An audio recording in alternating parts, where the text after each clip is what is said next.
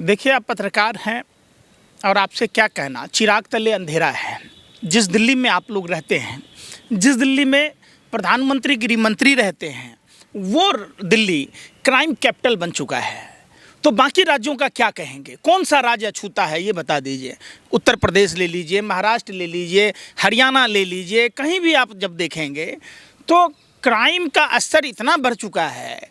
और इन लोगों को हिम्मत कहाँ से आती है? सबसे बड़ा सवाल है। जो लॉरेंस बिश्नोई जो साबरमती जेल में बंद है, उसको प्रेस कॉन्फ्रेंस करने की इजाज़त कौन देता है? कैसे वहाँ मुहैया कराया जाता है सारी सुविधाएं? तो ये सब चीज़ें आप देखेंगे। अभी अभी कुछ दिन पहले बाबा सिद्दीकी की हत्या हुई। किस तरीके से जो लॉरेंस बिश्नोई के नाम पर दिल्ली में भी दुकानों पर हवाई फायरिंग होता है, व्यापारियों को डराया जाता है, उसी तरीके से मुंबई में सारे ही जो अभिनेता हैं, फिल्म जगत के लोग हैं, खास करके सलमान खान से लेकर शाहरुख खान, सैफ अली खान, आपने देखा होगा शाहरुख खान के घर की भी रेकी की गई, शायद आप लोगों को नहीं पता है। सलमान खान के बाहर क्या स्थिति है? तो ये सब उगाही के चक्कर में, और इसमें निश्चित तौर पर प्रशासन का फेल्योर है। महाराष्ट्र की खुफिया विभाग, केंद्र सरकार की खुफिया विभाग, वहाँ का स्थानीय प्रशासन, ये सब इस शक के दायरे में आता है कि कहीं ना कहीं इनके कमजोरी, निकम्मेपन के कारण इस तरह की घटना को अंजाम मिल रहा है। क्या लगता है, कंगना रनावत की मूवी का लगातार विरोध किया जा रहा है, पंजाब में बैन हो गई है। सीएम फडणवीस कह रहे हैं कि मुंबई सुरक्षित है, घबराने की जरूरत नहीं। देखिए, कहने को नेता सब यही बात बोलता है, हादसाएं होती हैं, रहती हैं, नेताओं को कोई फर्क नहीं पड़ता है। नेता को तो क्या है, 2 मिनट बयान देना है और आप मीडिया के लोगों को अपने टीआरपी के लिए, अपने व्यूअरशिप के लिए 2 मिनट उसको सनसनीखेज बना के प्रसारण कर लेना है। रात गई, बात गई, घटनाएं हो गई, फिर एक दिन बाद आप भूल गए बाबा सिद्दीकी की वो घटना, सलमान खान के घर के बाहर जो फायरिंग हुई, शाहरुख खान के घर के बाहर रेकी की जा रही है। सवाल है कि लॉ एंड ऑर्डर इतना चुस्त और दुरुस्त होना चाहिए ताकि प्रशासन को पता चले, तो वो तो हो नहीं रहा ना। आप देखिए ना, कहाँ से आता है? सारे उपद्रवी, सारे गुंडा मवाली, सारे बलात्कारी भारतीय जनता पार्टी में ही क्यों मिलते हैं? तमिलनाडु का भारतीय जनता पार्टी का जो नेता है वो बलात्कार की घटना को अंजाम देता है। हरियाणा का जो प्रदेश अध्यक्ष, पापा का लाडला बिगड़ गया, होटल में बुला के कहता है चोरी तो था, वो चोरी करने के लिए तो घुसा था। अरे फिर वही बात, लॉरेंस बिश्नोई से आप लोग हर चीज को छोटा बताते हैं। तो मोटा क्या है कि मोदी जी के भतीजी का पर्स चोरी हुआ, यही मोटा है कि उसको 1.5 घंटे में रिकवरी हो जाए? अरे दिल्ली के बसों में 10,000 पैकेट मार प्रतिदिन सफर करते हैं।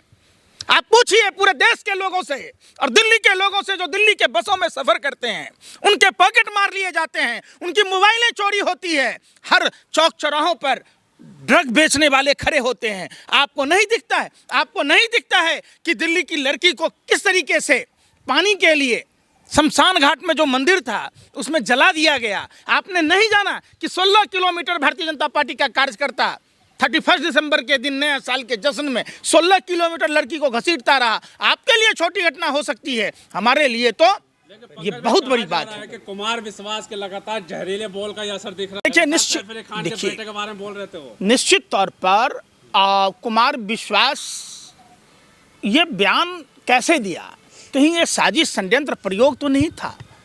ये कुमार विश्वास की भी जांच होनी चाहिए, क्योंकि ऐसे लोगों को हिम्मत कहाँ से मिलती है जो इस तरीके के बयान देते हैं।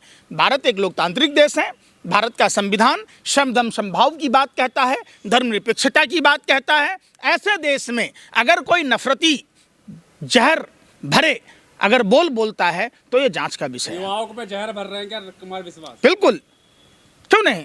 आने वाली नस्लों को खराब किया जा रहा है। मतलब इनके बच्चे विदेश में पढ़ेंगे, पश्चिम सभ्यता संस्कृति के हिसाब के कपड़े पहनेंगे, लेकिन ये दूसरे के कपड़े देखेंगे। इनके आप सोचिए, अनुराग ठाकुर हीरोपंती कर रहा था लाखों का बाइक लेके, और उनके बच्चे विदेश में पढ़ेंगे। निशिकांत दुबे का परिवार विदेश में पढ़ेगा। ओम बिरला की बेटी डायरेक्ट IAS बन जाएगी। लेकिन हमारे आपके बच्चों को उपद्रवी बनाया जा रहा है। क्यों? धर्म कहता क्या है? धर्म को समझने की ज़रूरत है, धर्म को अपने अंदर आत्मसात करने की ज़रूरत है। एक चैनल से सैफ अली खान ने राहुल गांधी की तारीफ भी की थी, कैसे देख रहे हैं आप? क्या वो फिर वजह मैं तो बात नहीं है? वजह आप इस तरीके से अगर देखेंगे, किसी के तारीफ करने से, निंदा करने से कोई फ़र्क नहीं पड़ता है। देश में सबसे बड़ी बात क्या है कि सुरक्षा, तो जहाँ जहाँ भाजपा की सरकार है वहाँ सुरक्षा नाम की चीज़ नहीं है। चाहे वो बिहार हो, कहीं भी आप देख लीजिए, उत्तर प्रदेश में देख लीजिए, ऐसा कोई घंटा नहीं है 3 महिलाओं के साथ छेड़छाड़ नहीं होता। लेकिन डिप्टी सीएम कह रहे हैं कि इतनी बड़ा मामला नहीं है, सुरक्षा पुलिस कार्रवाई कर तो रही है। ये घटना अगर आपके घर में हुई होती तो ये घटना छोटी लगती या बड़ी लगती, बता दीजिए।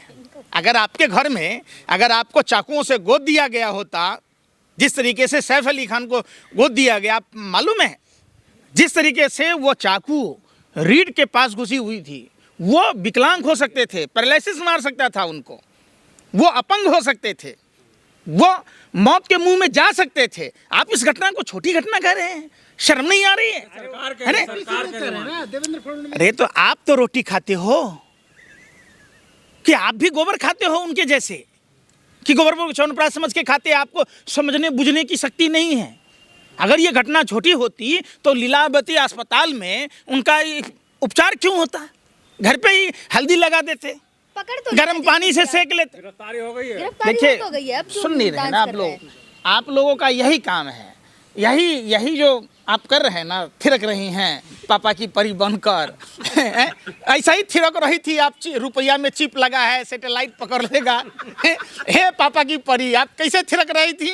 फिर सवाल अगर आपके साथ ऐसा होता, मैं पूछ रहा हूँ, आप महिला पत्रकार हैं, क्या मान लीजिए आप करीना कपूर हैं, और आपके पति के साथ होता, आपके भाई के साथ होता, आपके पापा के साथ होता, तब भी आप ऐसे ही थिरकती, ऐसे ही दांत फाड़ती आप? अरे भाई, पकड़ लेने से क्या होगा? जिस आदमी की जिंदगी चली जाती, आप उस पर बात नहीं कर रहे। अरे सर, आप वही मोदी जी मिले थे, आशीर्वाद था उनका उनके साथ। किसके साथ? सैफ अली खान के साथ। वाह, जब मोदी जी का आशीर्वाद था तो उनके घर पर इस तरह की घटना क्यों हुई? उनको जब मोहन भागवत की तरह Z+ सुरक्षा दे दिया जाता। अरे यार, कुछ भी बोलते रहते हो यार। उनके बेटे पे हमला कहा जा रहा है कि बेटे पे हमला करना जा रहा है। उनके देखिए, बेटे के खिलाफ लगातार नफरत बोल जा रही है। कोई तो है जो फिल्म जगत के अभिनेता अभिनेत्रियों को, उनसे जुड़े हुए लोगों से रुपया उगाही करना चाहता है। ये बहुत बड़ा विषय है। 1 करोड़ रुपए की मांग बता रहा है। मैं वही कह रहा हूँ, कोई तो है। ऐसी कौन सी शक्तियाँ हैं? क्या वो सत्ता संरक्षित गिरोह है जो वहाँ के फिल्म जगत से जुड़े हुए लोगों को डरा धमका रही है ताकि लोग उन्हें वसूली के तौर पर पैसा देते रहें? तो यह निश्चित तौर पर महाराष्ट्र सरकार और केंद्र सरकार के लिए शर्मनाक बातें हैं।